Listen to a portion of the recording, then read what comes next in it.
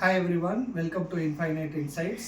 இன்னைக்கு நாங்கள் வந்து ஒரு கதை கொண்டு வந்திருக்கோம். இது எங்கள் அப்பா தான் சொன்ன கதை. எனக்கு பர்சனலி இது ரொம்ப பிடிக்கும். இப்போ அப்பா வந்து அந்த கதையை பற்றி ஸ்டார்ட் பண்ணுவாங்க.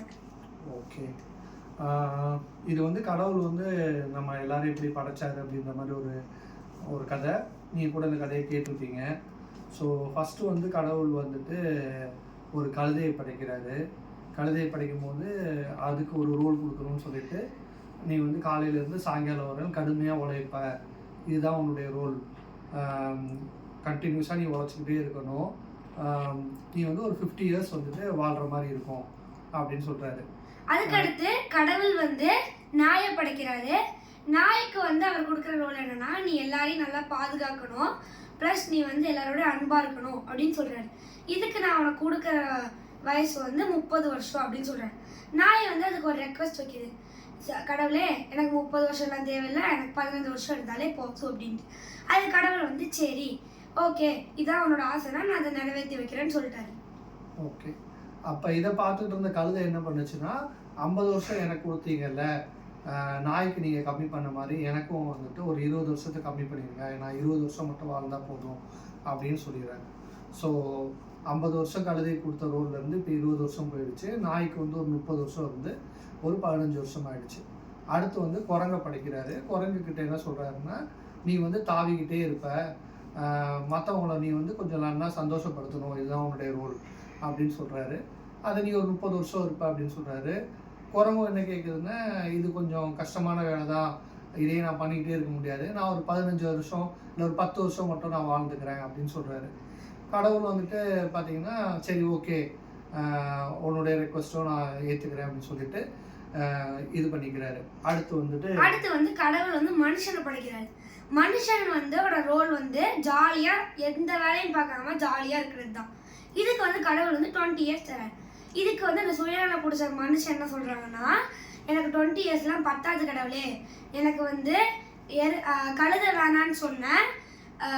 எவ்வளோ கழுதை வேணான்னு சொன்னாங்க? கழுதை வந்து 30 வருஷம் வேணான்னு சொன்னாங்க. அந்த 30 வருஷமும், நாய் வேணான்னு சொன்ன 15 வருஷமும், அதுக்கடுத்து குரங்கு வேணான்னு சொன்ன 10 வருஷத்தையும் சேர்த்து, ஆல்ரெடி இருக்க 20 வருஷத்தையும் சேர்த்து 75 வருஷமா எனக்கு கொடுத்துருங்க கடவுளே அப்படின்னு சொல்றாரு. அது கடவுள் வந்து சரி இதான் உன்னோட விஷயம் தான், நான் இதே நிறைவேற்றி வச்சிடறேன் அப்படின்னு சொல்லிட்டு 75 வருஷம் தந்துடுறாரு.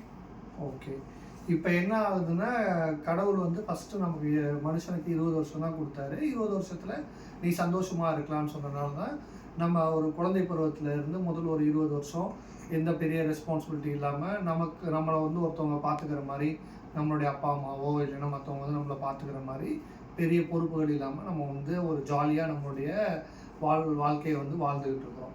ஸோ 20 வருஷத்துக்கு அப்புறம் பார்த்திங்கன்னா நம்ம வந்துட்டு ஒரு குடும்பத்தில் போகிறோம், ஒரு கல்யாணம் பண்ணுறோம்.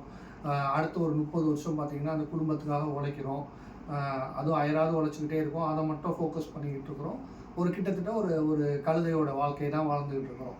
ஸோ 50 வருஷத்துக்கு அப்புறம் பார்த்திங்கன்னா நம்மளுடைய அடுத்த ஜென்ரேஷன், நம்ம பசங்களுக்கு வந்து அடுத்த வேலையை பார்க்கணும், அவங்கள வந்து அடுத்த லெவலுக்கு கொண்டு போகணும், அவங்க எப்படி இருக்காங்க அப்படின்றத பார்க்கும்போது ஒரு நாயோட வாழ்க்கையாக வந்து ஒரு காவல்காரனா, பட் ஸ்டில் ஒரு நாய்கிட்ட இருக்கிற ஒரு அன்போ இருக்கிற மாதிரி நம்மளுடைய குழந்தைங்க மேலே ஒரு அன்பாகவும் இருந்துக்கிட்டு நம்ம வந்து ஒரு 15 வருஷம் அப்படியே நமக்கு போகுது. அடுத்த 10 வருஷம் பார்த்தீங்கன்னா, இப்போ நம்ம ஒரு 65 அந்த ஏஜில் போயிடும். அடுத்து வந்து பார்த்தீங்கன்னா நம்ம பசங்க நம்மளை பார்க்குறாங்களா பார்க்க மாட்டாங்களான்னு தெரியாது. இந்த ஒரு குரங்கு மாதிரி நம்ம வந்து ஒரு கொஞ்ச நாள் வந்து மகன் வீட்டில், இன்னொரு நாள் வந்துட்டு ஒரு மகன் வீட்டில் அப்படின்னு சொல்லிட்டு தாவி போய்கிட்டு ஒரு நிலையில்லாத வாழ்க்கையில் வாழ்ந்துக்கிட்டு, ப்ளஸ் வந்துட்டு பேர பிள்ளைங்களுக்கு வந்துட்டு ஜாலியாக ஒரு கதை சொல்லிக்கிட்டு அவங்கள மகிழ்விக்கிற மாதிரி ஒரு குரங்கோட வாழ்க்கையில் வாழ்ந்துடுறோம். ஸோ இப்படி இது வந்து ஒரு சின்ன கதையாக இருந்தாலும் இதுலேருந்து நம்ம வந்து மாரல் ஆஃப் த ஸ்டோரி மாதிரி என்ன எடுத்துக்கலாம்னா, மனுஷங்க தான் வந்து ரொம்ப சுயநலவாதி, மனுஷங்க சுயநலவாதி இருக்கிறதுக்கு விலங்குகள் கூட அப்படி கிடையாது அப்படின்னு நம்ம மாரல் ஆஃப் த ஸ்டோரியில் எடுத்துக்கலாம். ஓகே ஃப்ரெண்ட்ஸ், இந்த வீடியோ உங்களுக்கு பிடிச்சிருந்துச்சுன்னா லைக் பண்ணுங்கள், ஷேர் பண்ணுங்கள், சப்ஸ்கிரைப் பண்ணுங்கள், கூடவே இந்த பெல் பட்டனை தட்டி விட்டுருங்க. தேங்க்யூ.